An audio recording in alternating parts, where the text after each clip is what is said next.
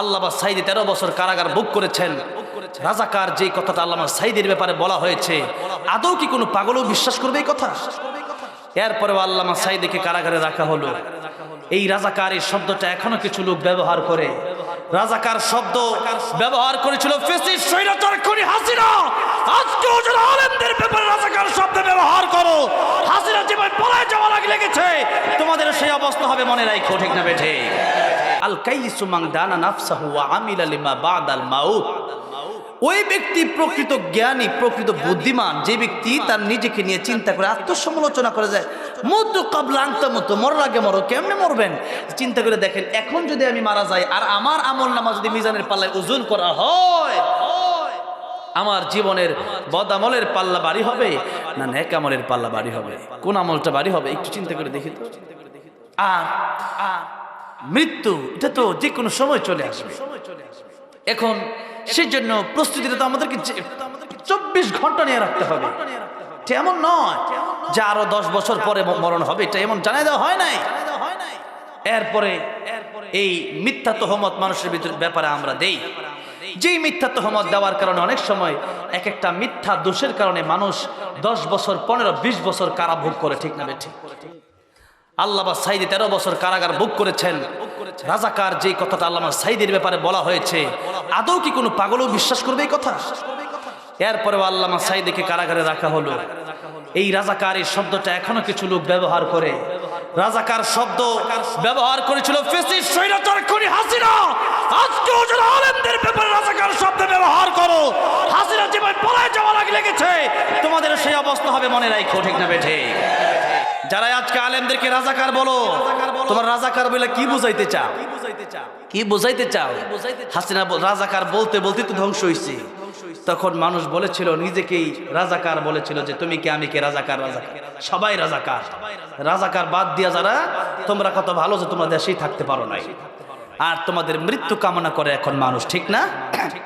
মৃত্যু কামনা করে না মানুষ? আজকে একটু সিম্পল একটা উদাহরণ দেই।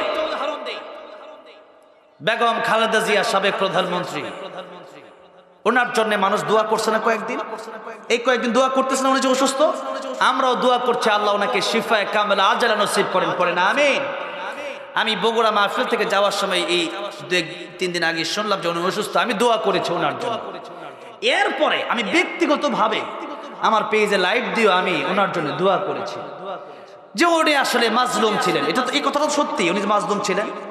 উনি কারাভোগ করেছেন নির্দোষভাবে। এরপরে উনি দীর্ঘ সময় ওনাকে বাড়ি থেকে বের করে দেওয়া হয়েছে, ওনার পরিবারকে দেশে থাকতে দেওয়া হয় নাই। এই কষ্টগুলো ওনাকে দেওয়া হয়েছে। লম্বা সময় উনি স্বামী হারা এমন একজন মানুষকে এই হাসিনা কষ্টকে কম দিয়েছে না বেশি দিচ্ছে? জীবনটাই কাটাই দিয়েছে কষ্ট করতে করতে। ওনার জন্য মানুষ, আমরা বিএনপিকে যাই, আমি যে বিএনপি করি তা নয়, বা কোন জামাতে ইসলামের কোন লোক যে বিএনপি করে এমনটা নয়। বিএনপি করুক আর না করুক, দলমত নির্বিশেষে বেগম খালেদা জিয়ার জন্য দেশের মানুষ দোয়া করেছে।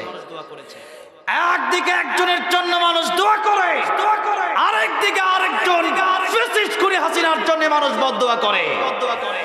যখন ফাঁসির রায় হয়ে গেল, আল্লামা সাঈদী বলেছিলেন যে ট্রাইব্যুনাল আজকে আমাদের বিরুদ্ধে চলে গিয়েছে, সেই ট্রাইব্যুনাল এক সময় তোমাদের বিরুদ্ধে চলে যাবে।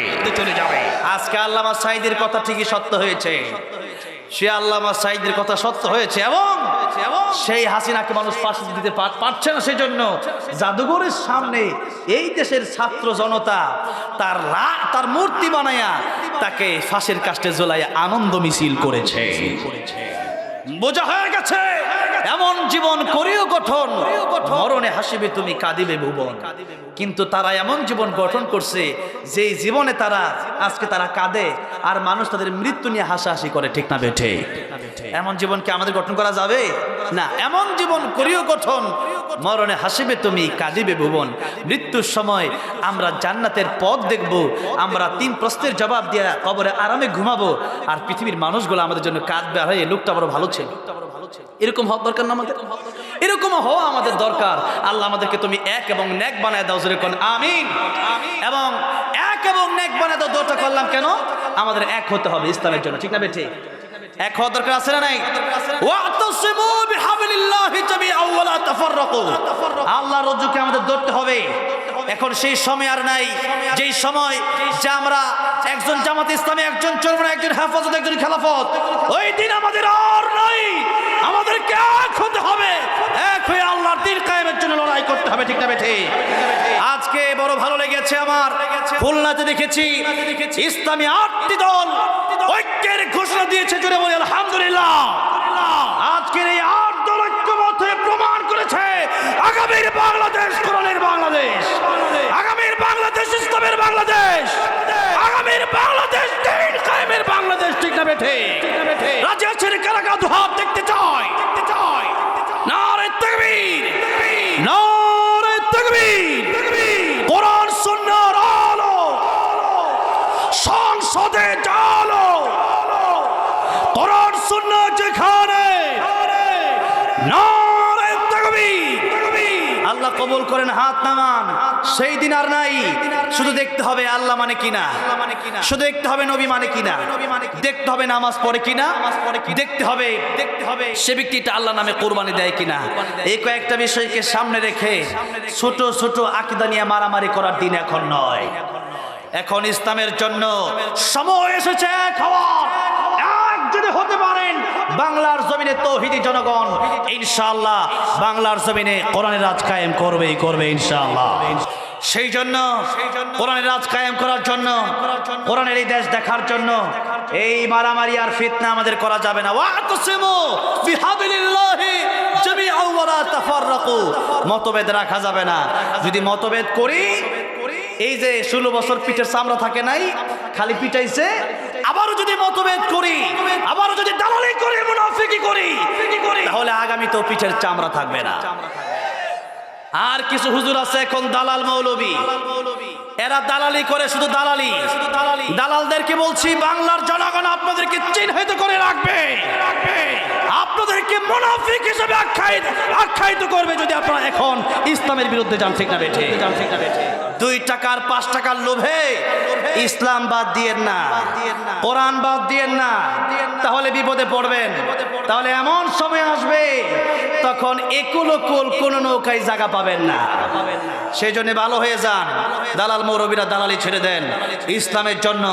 যারা ইসলামের পক্ষে তাদের পক্ষে আমাদের থাকা দরকার আছে না নাই? যারা ইসলামের পক্ষে তাদের পক্ষে আমরা থাকবো, বলি ইনশাআল্লাহ। জোরে বলি ইনশাআল্লাহ। আল্লাহ তুমি দেশকে ইসলামের দেশ বানায় দাও, আল্লাহ তুমি দেশকে কোরআনের দেশ হিসেবে কবুল করে নাও। জোরে বলেন আমিন। আমার ভাইরা, আমার বাবাজিরা, সমালোচনা এদিক সেদিক না তাকায়া নিজের দিকে দেখেন, নিজে কতটুকু দিন কায়েমের জন্য কাজ করতে পেরেছেন। আকিমুস সালাত, নামাজ বিষয়ে যে আলোচনা করলাম, নামাজটাকে কি নিজে কি বললে হবে নাকি দেশবাসীকে নামাজি বানানোর জন্য চেষ্টা করা লাগবে? চেষ্টা করার দরকার আছে না? কোরআন শরীফের সূরা তাহরিম আয়াত নাম্বার 6 আল্লাহ বলছেন, ইয়া আইয়ুহাল্লাযীনা আমানু কু আনফুসাকুম ওয়া আহলিকুম নার। হে ঈমানদাররা, তোমরা নিজেরা জাহান্নাম থেকে বাঁচো, আরেকটা কাজ করো, সেটা পরিবারকেও তোমরা জাহান্নামের আগুন থেকে বাঁচাও। পরিবার, এখন আমি নামাজ পড়ি, আমার সন্তান নামাজ পড়ে না, জাহান্নামে যাওয়ার সম্ভাবনা আছে না নাই? আমি নামাজ পড়ি, আমার স্ত্রী পড়ে না, জাহান্নামে যাওয়ার সম্ভাবনা আছে না নাই? আমি পড়ি, আমার বোন পড়ে না, জাহান্নামে যাওয়ার সম্ভাবনা আছে না নাই? আছে। আমি পড়ি, আমার এলাকাবাসীদেরকে নামাজের দাওয়াত আমি দেই নাই, জাহান্নামে যাওয়ার সম্ভাবনা আছে না নাই? সূরাতুল আসর আল্লাহ রাব্বুল আলামিন সফল যারা হবে তাদের পৃথিবীর 4টা গুণের কথা পৃথিবীর মানুষের ব্যাপারে আল্লাহ বললেন, যারা সফল হয়ে যাবে, ইল্লাল্লাযীনা আমানু ওয়া আমিলুস সালিহাতি ওয়া তাওয়াসাউ বিল হাক্কি ওয়া তাওয়াসাউ বিস সাবর। এই 4টা কাজ, ঈমান, নেকামল, এরপরে হচ্ছে যে নেকামলটা নিজে করলে হবে না, ওয়া তাওয়াসাউ বিল হক, একে নিজে নামাজ পড়তে হবে, আমার এলাকার মানুষদেরকেও, আমার দেশের মানুষকেও নামাজের জন্য দাওয়াত দিতে হবে। সেই দাওয়াত যদি এখন এমনি দেয় যে ভাই নামাজটা পড়েন, এই দাও দিলে রুমে সরেন, ঠিক না? কিন্তু ইসলাম কায়েম হয়ে গেলে এইরকম আর চলবে না। নামাজ ছাড়া দোকানে বসে থাকবেন, উপায় থাকবে না। তখন একবারে সাইজ করা হবে। সেজন্য দেখেন এক হাদিস শরীফের ভিতরে রাসূল সাল্লাল্লাহু আলাইহি ওয়াসাল্লাম বলছেন যে তোমাদের সন্তানের বয়স যখন 7 বছর তখন তোমরা তাকে নামাজের আদেশ দাও। কয় বছর? 7 বছর। 10 বছর হয়ে গেছে এখন নামাজ পড়ে না, নবী বলেন এরে পিটাও। কি করো? পিটাও। কেন? যে নামাজ পড়ে না সে আল্লাহ চিনে না, যে আল্লাহ চিনে না সে বাপ মা 14 গোষ্ঠী কিচ্ছু চিনে না, কিচ্ছু চিনে না। তাহলে আল্লাহকে আগে চিনতে হবে, কারণ আমার আল্লাহই তো আমাকে বানালেন, আমার আল্লাহই তো এত সুন্দর দেহ দিলেন, আল্লাহ রূহ দিলেন। আবার এই রূহ একদিন থাকবে না, আবার এই দেহ একদিন হয়তো পোকামাকড় খেয়ে ফেলবে, কিন্তু যে আল্লাহ আমাকে 1 ফোঁটা নাপাক পানি থেকে বানালেন সেই আল্লাহ রাব্বুল আলামিন আমাকে আবার জীবন্ত করতে পারেন কি পারেন না? আল্লাহ হচ্ছে ইলাইহি তুরজাউন, তোমাদের আমি আল্লাহর কাছে আবার এসে হিসাব দেওয়া লাগবে। তাই নিজের চিন্তা আগে করা দরকার, ঠিক না? ঠিক, নিজের চিন্তা আগে করা লাগবে। কিন্তু আমরা কি করি? আমরা নিজে চিন্তা করি না, আমরা আরো 10 জনের চিন্তা করি যে অমুক খারাপ, তমুক খারাপ, অমুক মিয়া ভালো না। এই চিন্তা করতে করতে দেখা যাচ্ছে আমাদের জীবনই শেষ। ঠিক না? ঠিক। সেই জন্য 1-2টা গজল গাওয়ার রিকোয়েস্ট আসছে, এগুলো তো শেষে গাইব ইনশাআল্লাহ, ঠিক আছে না? না গায়ে তো আর যাওয়া যাবে না। মা বোনরা অনুরোধ করুক, আমাদের দাদা বাবা আমাদের ভাইদের তো অনুরোধ আছে না? আছে না? ইনশাআল্লাহ। খালি মা বোনদের একা হবে কেন? আপনাদেরও তো আছে। হ্যাঁ হ্যাঁ। ও আচ্ছা, হুজুরকে বাংলা উর্দু সব শোনাতে হবে। যেরকম মারহাবা, আলহামদুলিল্লাহ। আপনার একটা মাহফিল করে গেলাম, ওই মাহফিলের তো এই মাহফিলটা আমার কাছে বেশি ভালো লাগতেছে। এই মাহফিলটা এখনো ভরপুর আছে, আলহামদুলিল্লাহ। আবার কমিটি খাবারের ব্যবস্থাও করছে, জোরে করে আলহামদুলিল্লাহ। অনেক খরচ তারপরেও করছে, এটা কিন্তু ভালো। প্রত্যেকটা মাহফিল এরকম রাখা যদি পারা যায় তাহলে রাখা দরকার। কারণ হচ্ছে কত মানুষ এই 10-15 কিলো 20 কিলো থেকে এই থানা বাদ দিয়ে আটগড়িয়া থেকে আসছেন, কেউ দেখি। হ্যাঁ, আর অন্য থানা থেকে, এই থানা বাদ দিয়ে অন্য থানা থেকে আসছেন কে কে? এরকম কে কে আসছেন? এই সামনে অনেক লোক আছে, তারা অন্য, এই যে দেখেন ডানে বামে, যাক হাত নামান, আল্লাহ কবুল করেন, বলেন আমিন। অনেক দূর থেকে অনেক মানুষ আসছেন, তাহলে দেখা গেছে যে একটু ক্ষুধা লেগে যায়, তো খাবার ব্যবস্থা করছি, এটা কিন্তু খুব ভালো। হ্যাঁ, আফসুস সালাম ও আতইমুত তাআম, যে মানুষকে সালাম দাও আর মানুষকে বেশি বেশি খাওয়াও, তাতে কি হবে? জান্নাতের পথ সহজ হবে। যেরকম সুবহানাল্লাহ, আরামের সাথে শান্তির সাথে জান্নাতে প্রবেশ করে, যেরকম সুবহানাল্লাহ হাদিস। সেই জন্য খাওয়ানো, মানুষকে খাওয়াইলে কমে না, বরং আমি যখন আসতেছিলাম আজকে যে আপনাদের এই চাটমোহর দিয়া, কত নেতা কর্মী যে হোটেলে ঢুকছে, 7 হোটেলে, এরপরে ওলামা কেরাম ঢুকছে, বিল কোনোভাবে আমরা দিতে দিল না। তা আমি বিল দিতে, আলিয়াদুল উলিয়া খায়রুম মিন আলিয়াদিস সুফলা, উপরের হাত নিচের হাত থেকে অনেক উত্তম। তা আমি বিলটা দিতে চাই, কিন্তু উনি বলতেছে পাবনার মানুষ, আপনি এখানে বিল দিবেন, তাহলে এটা কি হইল? আপনি তো মেহমান, পাবনার মানুষ কত ভালো। তো এখন দেখেন যে এই যে মানে ওনারা খাওয়াচ্ছে, তাতে কি মানুষকে খাওয়ানোর পর দেখবেন আলাদা একটা তৃপ্তি পাওয়া যায়, মনে একটা শান্তি পাওয়া যায় না? আপনি বিশ্বাস না হলে একটা গরিবকে সবসময় দান করবেন, দানের ভিতরে যে শান্তি। এক ব্যক্তি এসে বলেন, রাসূলুল্লাহ, আমার মনটা খুব শক্ত হয়ে থাকে। নবী বললেন, তুমি এতিমরে ভালোবাসো, এতিমের মাথায় হাত বোলাও, তাহলে তোমার অন্তর ঠান্ডা হবে, অন্তর প্রশান্তি লাভ করবে। যেরকম সুবহানাল্লাহ। আমার মাদ্রাসায় অনেক ইতিম আছে। এই রাজশাহী চাঁপাইনবাবগঞ্জের একটা ছেলে আমার মাদ্রাসায় পড়ে, ছেলেটা খুবই মুআদ্দাব। এই ছেলেটা এই তো গত 2-3 মাস হবে দাদা মারা গেছে। বন্ধটা দেওয়ার আগেই, মানে এই মাদ্রাসা, আজকে আমাদের মাদ্রাসা খোলা হলো দ্বিতীয় সাময়িক পরীক্ষার বন্ধের পর, সেই ছেলেটা 1-2 মাস পার হতেই, দাদা তো মারা গেছে, 1-2 মাস পার হতেই তার বাবাও মারা গেছে। তো আমার মাদ্রাসার এখন বেতন তো অনেক বেশি, তারপরে অনেকে 6-7 হাজার টাকা 8 হাজার টাকা বেতন দেয়। তা আমি বললাম, তোমাকে 1 টাকাও দেওয়া লাগবে না। আমি তারা আরো 500 টাকা আছে দিয়ে আসছি।